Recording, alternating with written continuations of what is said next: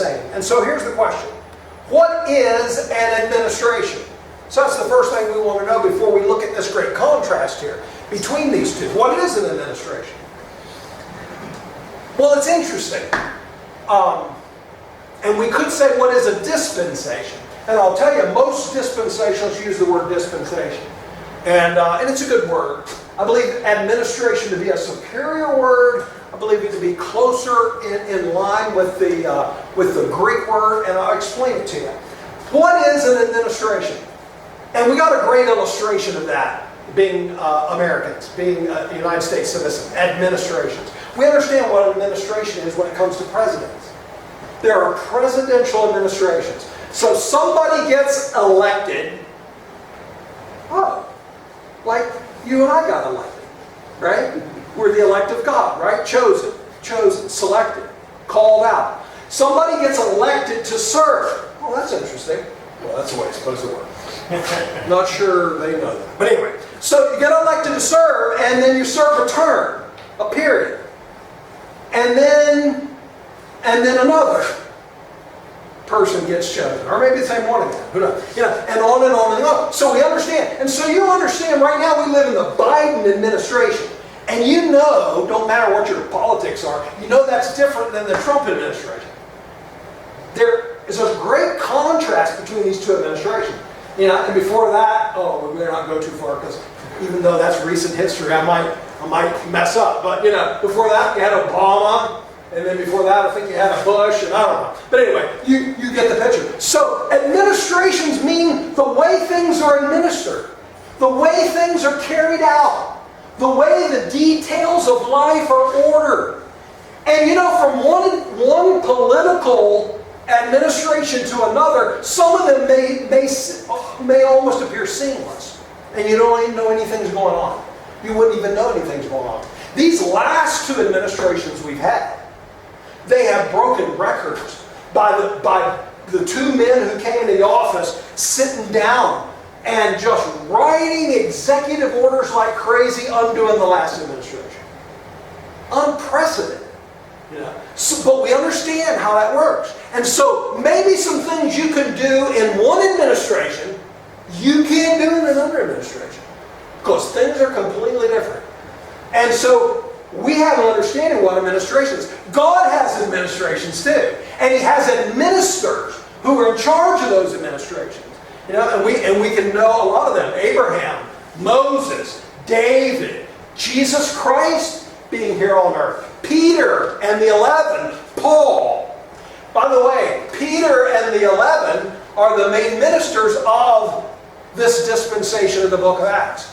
And Paul alone is the administrator of this dispensation that we now live in. And it's important. It's important if you're going to live that you know what administration you're under and what is up and down and what you can do and what you can't do.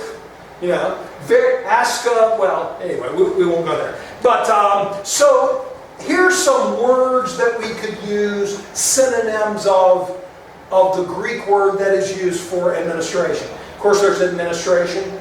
Dispensation. Dispensation has the idea of issuing something out, dispensing something. And so that is in fact an aspect of an administration. But it is not really the administration. It's what the administration dispenses. By the way, the administration of the secret, do you know what it dispenses? Paul also calls this the administration of grace. So what God is dispensing today is grace. Unmerited favor. Has nothing to do with you. Has nothing to do with me. Has everything to do with Him. Has nothing to do with the law. In fact, we did I bring it? I don't know. Should have, but didn't. The absolute despotism of grace. Oh my goodness. We live in an age that, listen, there has always been grace in administrations. But there has never been an administration of grace. And that's where we live and operate today. So, The Greek word can be translated administration, dispensation. Some people translate it stewardship. Some economy. An economy. We live in the Biden economy or the Trump economy. You can see how these work back and forth. Every lexicon, every Greek dictionary for Greek word, always has the same definitions for this word. It means the act of administering a household, the management of family affairs. So the idea, by the way, the only form of government outside of the nation of Israel that was ever approved and sanctioned by God is family government. It started in Genesis. One man and his wife, Adam and Eve, and God gave them dominion over all. Dominion. Dominion is rulership. Rulership is vested in the family. So that's why this term is the administration of a household. So how does the households in the Bible aren't like husband, wife, one child. That's not a household in the Scripture. It's that whole large extended family. Huge, huge group of people that were in a household. And, well, we'll get to this point in a minute here. Let me So we might ask ourselves, how many administrations are there in the Bible? And you know, if you ask some people, it's a different.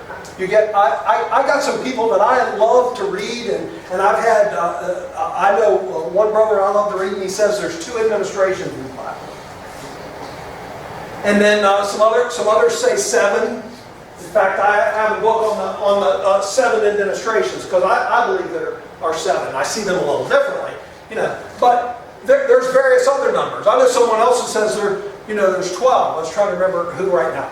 Maybe even Loudy has 12 administrations. So why this variance? Because it depends on your perspective of the administration. If you're thinking about administrations in a broad sense, then you may end up with very small breakdowns. But if you're looking in a very basic and narrow sense, then you may see something else. Now, let me give you an example of that, what I'm talking about. So I'm just trying to, when we're talking today or any time about an administration that God's doing, I'm just hoping that you'll be able to use this illustration and it'll help you and be simpler for you. So, for instance, there have been multiple political parties in the United States. The Whig Party, the Federalist Party, some other parties. I went and reminded myself of my American history. But since, where my notes are, I can't remember this. Since 1869, there's only been 2 political parties in the United States. Democrat and Republican, since 1869. That's for 153 years, there's only been 2 parties. And so, in a broad general sense, you could say there have been 2 administrations in the United States since 1869. There have been 2 administrations. Democratic ones, a Democratic one, and a Republican one. So we can understand how you could say that. Because one would generally be an extension of the other. But in that 153 years, there's been 29 presidents. I counted them. 29 presidents. So there's another way in which you could say, since 1869, there's been 2 basic administrations, Democrat and Republican. Another way you could say it is, there's been 29 administrations based on the presidents who served. And you'd be right. It'd be another way to divide and see things. But out of those 29 presidents, they actually served, some of them, multiple terms. Now what's interesting, of the 29 presidents, they actually collectively served for 42 terms. The 29 presidents. So there's another way in which you could say there were 40, because one president who gets elected twice, his first election may be, I'm going to make America great again, yeah? And then maybe, and then he comes along and gets another try at it, and he says, I got another program, got another idea. Gonna come along a different way at this thing, you know? And so you could have a different way the same man could conduct his administration. So at the same time you could say there's 2 or 29 or 42 administrations, political administrations in the United States. You can say the same for God's program. So it just depends on how narrow. If you want to get really narrow too, then here's the simplicity of it. Whoops. There's the... Now remember, an administration is the management of a household. So we could say, 1 is the house, the household of Abraham. And then number 2, the household, Paul calls it, of God. In this administration, it's about Abraham's seed, physical descendants of Abraham. It's about the land in Palestine. And it's about them rising to be the prophecy. They'll be the head dog. They'll be the head nation. And all the Gentiles will come to them. And over here, it's a whole different household. It's a family household. And it's not a family based on Abraham and his seed, but it's based on God. And instead of over here, who is it? It's father. Who's the father over here? Abraham. But Paul comes along and now who's the father? And it's not that God was not spoken of as father before. But Paul talks about, to the God and Father of, do we know what the next word is? All. God's a father of all? Gee, oh my God. Didn't Jesus talk about you're your father the devil? Or what's happening here? How did God get to be the father of all? Well, he's always been the father of all. It just wasn't revealed. Even Jesus Christ came and he talked about the Father, our Father. Taught him to pray, our Father who art in heaven. But that's our Father. The children of Abraham, Isaac, and Jacob. And the Gentiles are alienated from this nation. And alienated from the promises of God. And without hope and without God. Without God. As Gentiles, we go from being without God to God being our Father. Hey, I like that. That's pretty good.